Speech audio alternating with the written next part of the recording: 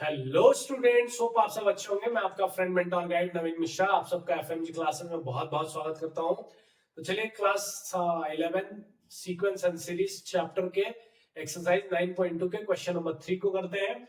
Question का statement थोड़ा सा ट्रिकी है और क्वेश्चन भी थोड़ा ट्रिकी है, तो बहुत ही ध्यान से सीखिएगा।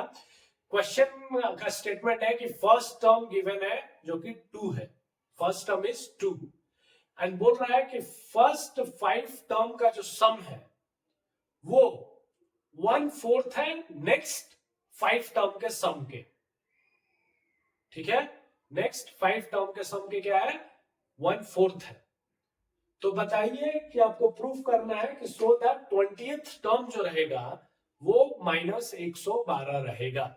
तो सबसे पहले हम जो गिवन है वो लिख लेते हैं। तो गिवन क्या है, टर्म, सबसे पहला टर्म गिवन है ए जिसको हम क्या बोलेंगे फर्स्ट टर्म, वो 2 गिवन है।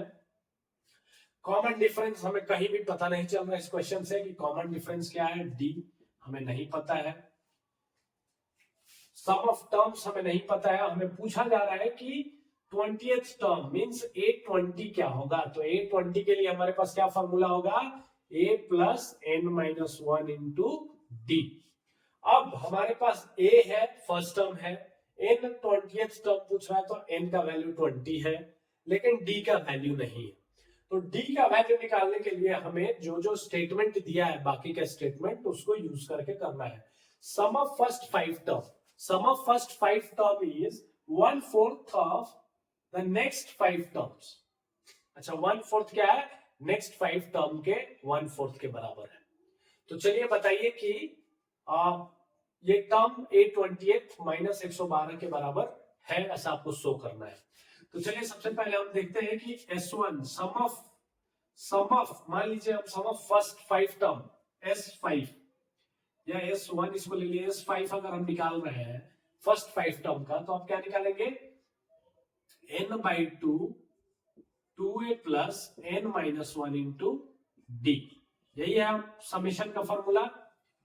ठीक है, तो S5 का वैल्यू हमारे पास नहीं है पता, तो हमें S5 लिख लिया यहाँ पे और इक्वल्स टू n हमें पता है। S5 मतलब n का वैल्यू कितना है 5/2, 2 इंटू a का वैल्यू ऑलरेडी हमें गिवन है 2 प्लस n ऑलरेडी हमें पता है कि 5 है, फर्स्ट 5 टर्म का वैल्यू दे रहा है, d का वैल्यू हमें नहीं पता है।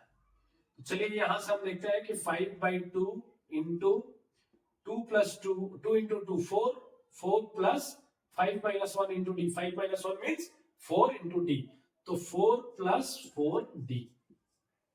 अच्छा, अगर आप 4 को कॉमन ले लें इधर से तो 5/2, अगर आप 4 को कॉमन ले लेते हैं तो 1 प्लस डी बच जाएगा अंदर में। ये दोनों में से हमने क्या किया, 4 को बाहर ले लिया। क्यों बाहर ले लिया, क्योंकि इससे ये कैंसिल आउट हो जाएगा। अब 10 इंटू 1 प्लस डी हमारे पास बचा है, जिसको कि हम 10 प्लस 10d भी लिख सकते हैं। अगर 10 से हमने दोनों को मल्टीप्लाई कर दिया तो S5 हमें मिल गया 10 प्लस 10d। दूसरा बोल रहा है कि sum of first 5 term is 1/4 of next 5 terms. अच्छा, 1/4 ऑफ नेक्स्ट 5 टर्म है, लेकिन नेक्स्ट 5 टर्म का हमें a नहीं पता है कि नेक्स्ट 5 टर्म में पहला टर्म कहां से स्टार्ट हो रहा है। तो हम क्या करेंगे, हमारे पास टोटल 10 टर्म हो गया, पहला 5 टर्म प्लस उसके बाद वाला 5 टर्म, लेकिन उसके बाद वाला जो 5 टर्म है उसका हमें फर्स्ट टर्म नहीं पता है। तो इसलिए हम क्या करेंगे, एक तो हमें ये मिल गया एक्सप्रेशन। अब दूसरा एक्सप्रेशन देखिए, S10 माइनस S5 करेंगे। S10 क्यों करेंगे, पहला 5 टर्म प्लस दूसरा 5 टर्म, तो 10 टर्म हो गया। और उसमें से अगर हम पहले 5 टर्म को माइनस कर दें तो हमारे पास बचा हुआ 5 टर्म का समेशन मिल जाएगा। कॉन्सेप्ट क्या है कि पहला S1 जो है वो कितना है, S5 जो है, S5 मतलब फर्स्ट 5 टर्म का सम कितना है 1/4 टाइम्स ऑफ S10। यही बोल रहा है ना कि 1/4 terms of next 5 term. Next 5 term means S मतलब S10 जो टोटल S10 होगा उसमें से अगर S5 हम माइनस कर देंगे तो जो बचा हुआ हमारा टर्म रहेगा वो S5 minus S10 minus S5 हो जाएगा। देखिए यहाँ पे कैसे समझ में आएगा आपको। अभी आप क्या कीजिए, S10 को आप कैसे लिखेंगे, n/2 मतलब 10/2 इंटू 2, ए पहला टर्म यही रहेगा सेम, प्लस n कितना हो जाएगा 10-1 इंटू डी। अब इसमें से आपको क्या करना है, इसमें से ओवरऑल में से माइनस कर दीजिए क्या S5 का आपने क्या वैल्यू निकालना है यहाँ पे 10-10d, 10 प्लस 10d, ठीक है, इसको आपको माइनस कर देना है। तो देखिए क्या हो जाएगा 10/2 मतलब 5, 2 2 जा 4 प्लस 10-1 9d, तो 5 into 4 plus 9 sorry 4 plus 9d, 4 plus 9d इतना हो गया, माइनस आपको क्या करना है 10 माइनस 10d, हमने क्या किया माइनस को खोल दिया। अब देखिए 5 4 जा 20, 20 plus 45d minus 10 minus 10d। अब यहां से क्या हो गया 10 माइनस 10 मीन्स 10 और प्लस 45 माइनस 10 35d, क्या हो गया 35d,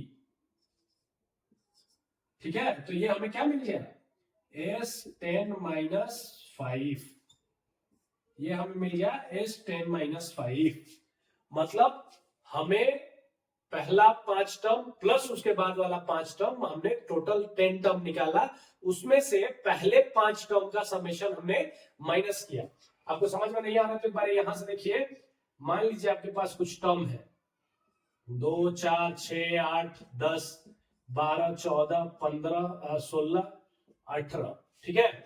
अब इसमें से 20 निकल लीजिए। अब इसमें से पहला 5 टर्म, ठीक है, पहला 5 टर्म का आपको पता है सम, ठीक है, लेकिन नेक्स्ट 5 टर्म का आपको सम नहीं पता है, मतलब नेक्स्ट 5 टर्म का सम निकालने के लिए जो ए होगा पहला टर्म होगा वो आपको नहीं पता है, तो आप क्या करेंगे, आप उस केस में ये पूरे 10 टर्म का सम निकाल लीजिए, S10 निकाल लीजिए और उसमें से S5 हाफ कर दीजिए, तो आपके पास बचा हुआ क्या रहेगा S5 ही बचेगा, लेकिन वो किसके लिए बचेगा लास्ट के 5 टर्म का। तो पूरा कॉन्सेप्ट इसी पे बेस्ड है कि लास्ट के 5 टर्म का आपको सम निकालना है, ठीक है।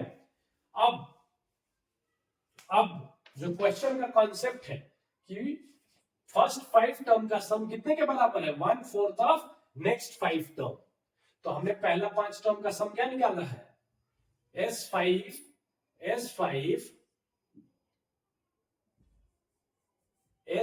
हमने निकाला किसके बराबर है 1/4 टाइम्स ऑफ S10 माइनस 5, समझ गए ना।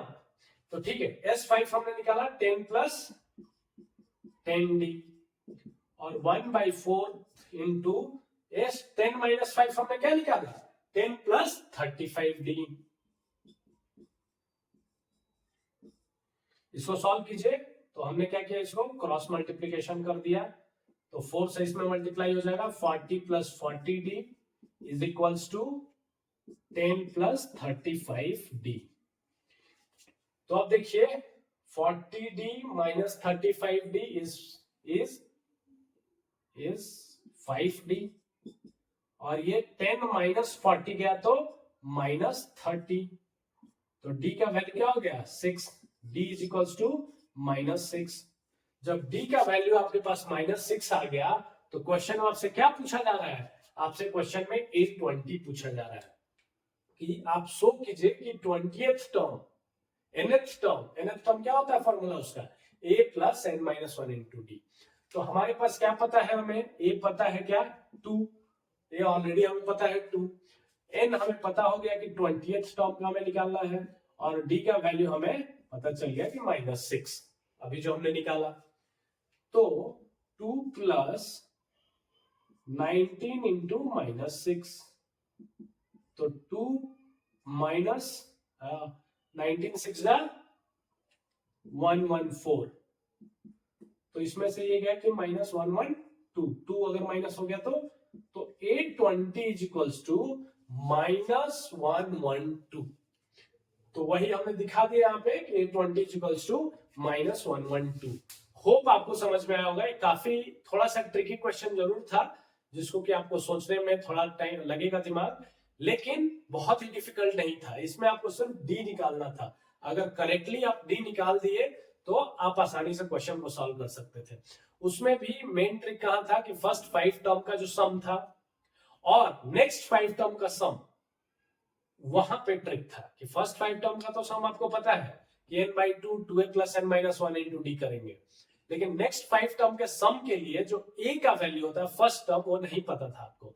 तो आपने क्या किया कि पहला 5 टर्म, बाद का 5 टर्म, टोटल 10 टर्म हो गए, पूरे 10 टर्म का समेशन निकाला, उसमें से 5 टर्म का समेशन, फर्स्ट 5 टर्म का समेशन माइनस कर दिया, तो जो बचा समेशन वो क्या हो गया, नेक्स्ट 5 टर्म का हो गया।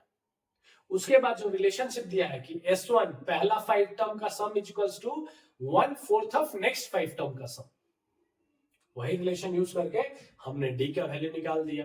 जब d का वैल्यू आ गया तो nth टर्म मतलब 20th टर्म में हमने पुट किया, और इस तरह हमारा आंसर -112 आ गया, जो कि क्वेश्चन का डिमांड था। होप आपको समझ में आएगा। Thank you so much.